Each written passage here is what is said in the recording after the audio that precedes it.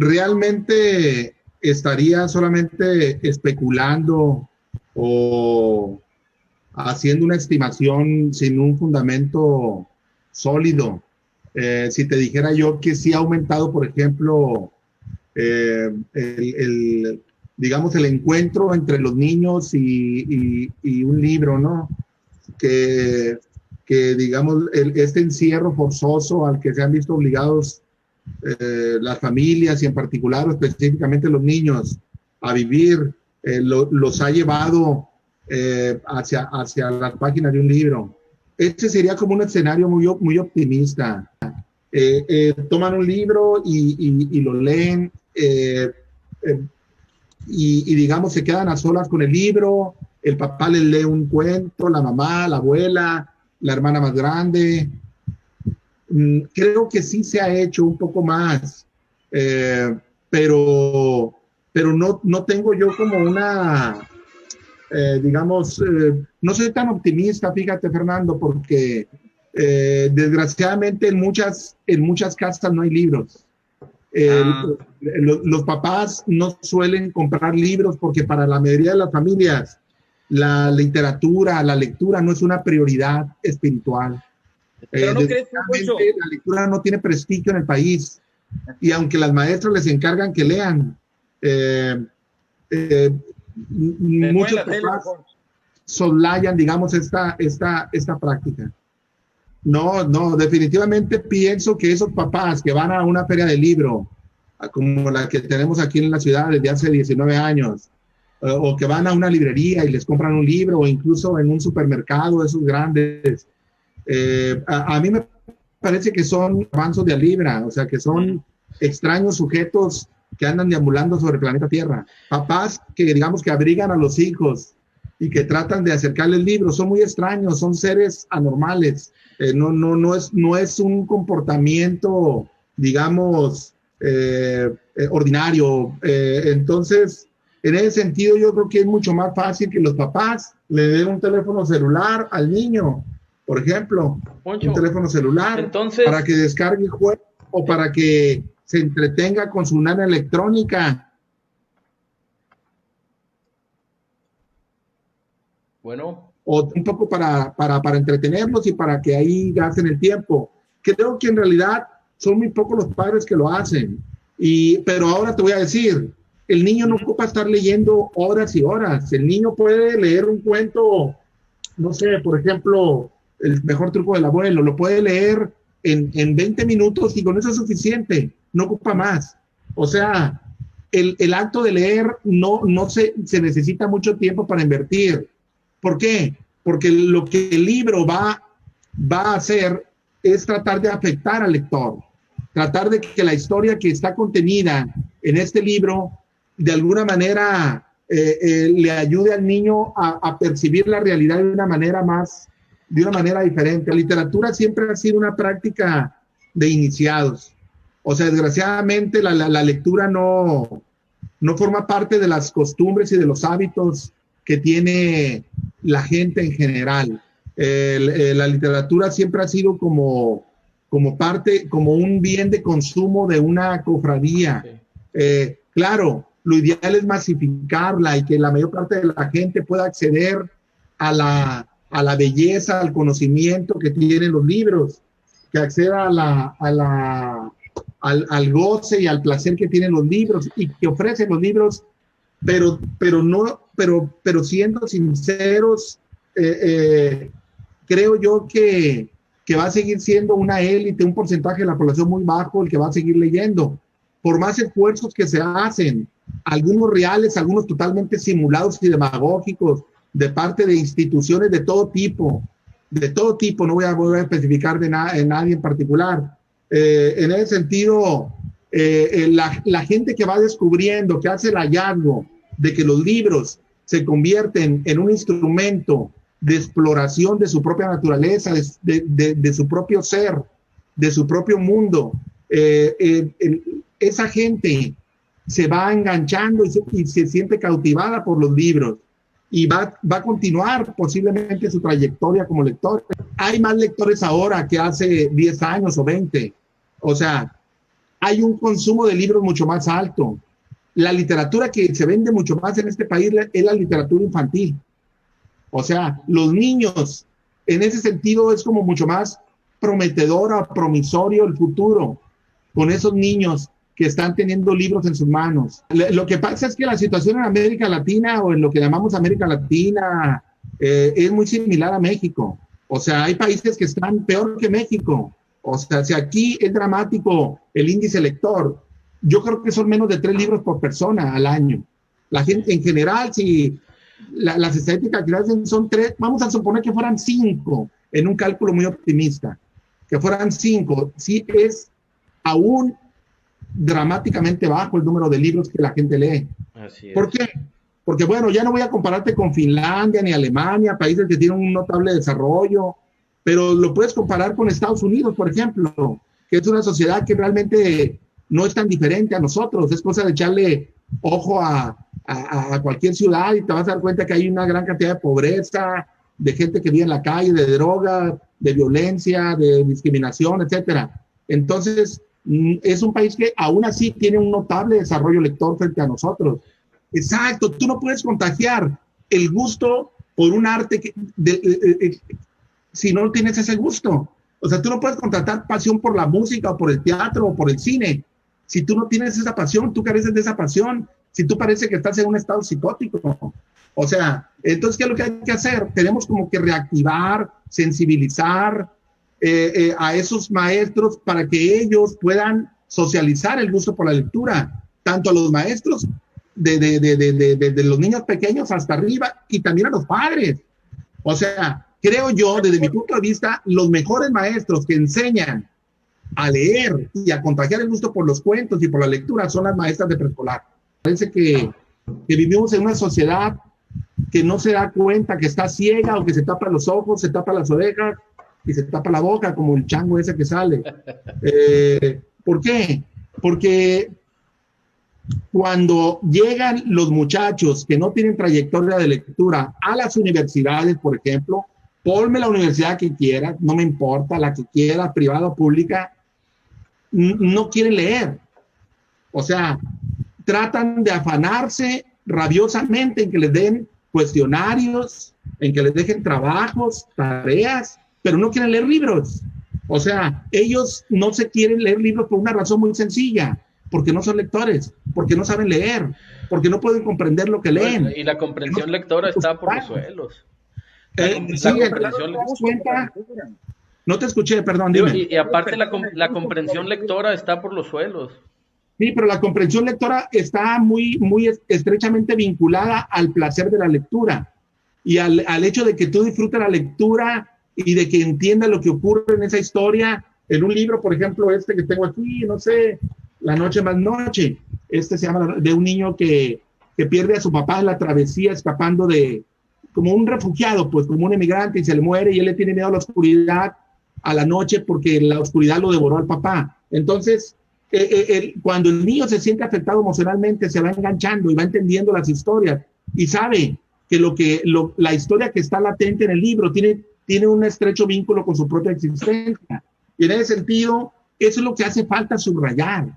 O sea, el problema está en que los niños atraviesan preescolar, primaria, secundaria, la prepa, llegan a la universidad y no son lectores. O sea, ya pasaron 10 años y siguen siendo analfabetas funcionales. O sea, los chicos no se emocionan con los libros, no les importa, piensan que los libros no tienen nada que ver con su vida ni con su futuro. Los ven simplemente casi como un castigo, como un suplicio para pasar materias.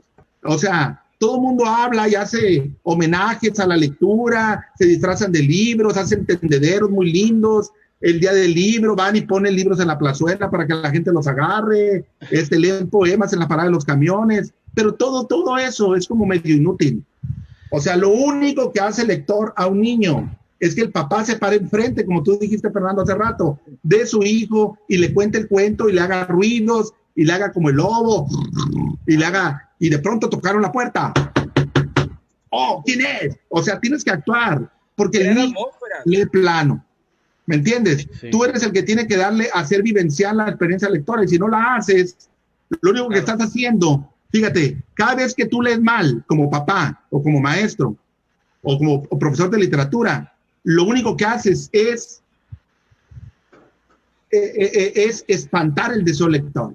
Todas las universidades deberían hacer un plan de lectura placentera como aparte, independientemente de las materias, porque tienen 1000 materias. Yo no sé para qué tienen tantas materias. O sea, cuando en realidad la lectura de la literatura es la que te desarrolla los sentidos, el criterio, la habilidad para manejar el lenguaje, el enriquecimiento de tu acervo, el desarrollo de la inteligencia, leer con emoción, o sea, jugar con las voces, jugar con los ruidos, emocionar a tu niño, que es el niño que más te importa, ¿verdad? O sea, tu hijo. O sea, si tú no tratas de sembrar en él el gusto por la lectura, entonces te estás limitando y lo estás limitando a tu hijo también. Yo no digo que yo sea cuentacuentos, ni me creo, ni soy maestro, ni tampoco, pero pero creo que lo que sí sé es que sé leer en voz alta y sé leer mis cuentos y tengo ¿cuánto? Desde el 86 que hice un taller aquí en Mochis que se llamaba ¿Quieres que te lo cuente otra vez? Y que Elmer fue el que me enseñó, Elmer Mendoza, que reconozco su magisterio. Desde entonces yo he estado leyendo cuentos, así que creo que muy poco me ganan en el tiempo que tengo de experiencia. Este libro, cuando yo lo escribí, me dio mucha tristeza. Este libro no me salía, fíjate. Yo quería escribir un libro que fuera de terror, pero ustedes saben, que me conocen, que yo siempre en la escena final algo cambia radicalmente. Sí. Entonces, era un libro que donde yo quería hablar sobre la violencia contra las niñas. O sea, hay tanto desgraciado hijo de puta que maltrata y atenta contra las niñas o los niños. Y yo tenía ganas de escribir un libro que hablara sobre ese tema, pero que pareciera un cuento de terror. Entonces, ese es el libro que me costó mucho trabajo escribir, porque la última escena pudo haber tenido un final feliz, pero yo no quise hacer un final feliz. Fue un final muy triste y desgraciado. Y yo cuando escribía los últimos líneas de ese cuento, lloré, cabrón. O sea, me dieron ganas de llorar porque en cierto sentido la niña quedó marcada el resto de su vida. Entonces, tú dirás, ¿por qué haces eso? Porque uno como escritor, como autor, ustedes mismos como autores de los guiones para sus obras, sabes que esta es una manera de defender a nuestros niños.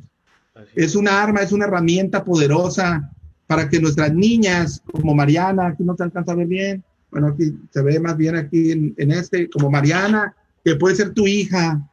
Creo que tú tienes una hija que se llama Mariana, ¿verdad, Fernando? Sí, Mariana. Bueno, para que las Marianas que están en nuestro país, no sean víctimas de la violencia y de los lobos que andan por ahí rondando. Como 18 libros. Ya tengo como 18, pero a mí lo que me interesa, ahorita estoy escribiendo novelas y estoy escribiendo cuentos. Acabo de terminar un libro de cuentos de terror y voy a dar un taller de cuentos de terror. Sí, de que lo voy a invitar aquí al público incauto que nos está viendo. ¿Cuándo empieza el taller? Un taller de cuentos de terror que voy a empezar el lunes.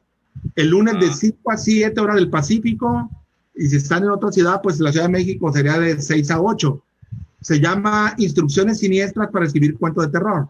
O sea, yo les voy a enseñar todas mis fórmulas, secretos y todos los métodos duros y blandos para aprender a escribir cuentos de terror.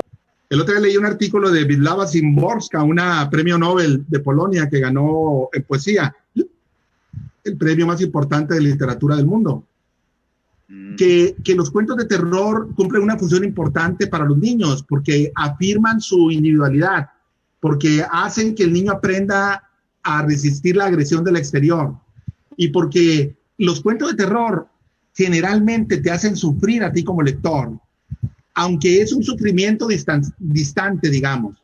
Tú sabes que, por ejemplo, en La venganza de la mano amarilla, que eres el niño que la mano lo quiere estrangular, lo quiere matar. Entonces, y tiene miedo porque la mano anda caminando por la casa y él tiene miedo de que la mano vengativa lo ahorque como a un pollo. Entonces, el niño es el personaje. El niño sufre. El niño vive la experiencia del miedo que le produce el cuento, pero el niño a la vez está viviendo una emoción extraordinaria, fuera de lo ordinario, de lo común. Y el niño, por un momento dado, tiene la sensación de que va a morir. Es como esos sueños que tenemos que alguien nos empuja de una azotea y caemos y nunca nos estrellamos contra la acera. Eso es un poco una experiencia semejante. Te llena de adrenalina, te llena de emoción. Es como los niños cuando llegas tú y te dicen, papá, asústame, ¿verdad? Cuando tú llegas, cuando llega el niño y te pide que lo asustes, o que llegue el tío. Claro. Bueno, un hermano mío siempre llegaba con una máscara y decía, y ahí va el monstruo. Y entonces todos los niños corrían y estaban fascinados con mi hermano, con mi hermano Lupe. Entonces, he estado leyendo ahí las notas que escriben de agradecimiento porque él siempre los asustó. Nosotros decimos que es un terror sano el que practicamos, digamos. Los aterrorizamos sanamente a los niños. Usando esa ironía o esa paradoja. Y yo creo que el niño quiere recibir su dosis de miedo. Es decir, cuando leemos nosotros, somos todos. O sea, somos los 3 mosqueteros, somos el prisionero que escapa en Papillon, somos el asesino en serie, somos Jack el Destripador en uno de los cuentos que viene aquí, Hora de bañarse, en el último cuento que viene en este libro. Entonces, somos muchos personajes a la hora, aquí viene en este libro, miren qué chido está.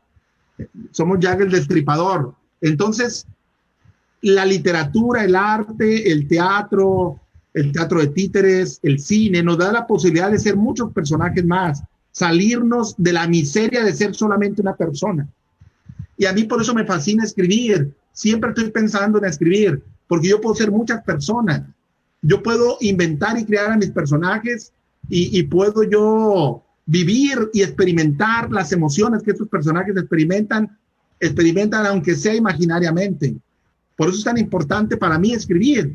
Por eso yo siento esa necesidad de hacerlo. Porque de alguna manera a través de esta práctica y de esta experiencia, yo también me conozco mejor. Yo también puedo explorar mi propio ser, puedo explorar quién soy y hacer el viaje más difícil que como seres humanos tenemos que emprender, que es el viaje hacia el viaje interior. Entonces, pero ¿qué es lo que quiero decir? Que desgraciadamente, si ellos están aburridos, transmiten su aburrimiento. Claro. Si tú eres una persona apasionada, transmites tu pasión, Fernando. O sea, es muy sencillo. O sea, hay hasta titiriteros que aburren. Y hay gente de teatro que aburre. O sea, no puede ser. O sea, oye, pues no aprendieron. ¿Qué onda? Falta pasión. Y ahorita hay una epidemia de cuentacuentos por todas las redes y varias son muy aburridas o aburridos. Pues en realidad es muy divertido escribir para niños. Y es muy divertido. Pues ustedes también se divierten. Yo sé, nos conocemos, somos amigos. Y ustedes sé que se divierten bastante cuando hacen sus obras, aunque las repitan 1000 veces. No, y es que cada obra es diferente, el público es diferente y hay diferentes no, y le añades cosas, las hacen totalmente gozosas y divertidas. Pues yo también trato de hacer lo mismo. Yo trato de que la gente que lea y que abre este libro, La niña del vestido antiguo, si abre la primera página, ya no se enganche y llegue hasta el final. O sea, nos estamos jugando el pellejo, ustedes como titiriteros y yo como escritor. Y como cuentacuentos también. Cualquiera, como ahorita Ángela, que es una gran amiga, Estela, y tantos amigos que estoy viendo ahí, Luis Felipe, Juan Carlos, etcétera. Yo sé que nos estamos jugando el pellejo y esto es importante saberlo. Cada vez que te paras en un escenario te estás jugando el pellejo. Cada vez que te paras enfrente de los chicos te estás jugando el pellejo. Y lo digo en el sentido de que si los aburres, cometiste un graso error que lo pagarán muy caro ellos porque van a detestar los libros. O van a decir los cuentacuentos son bien aburridos.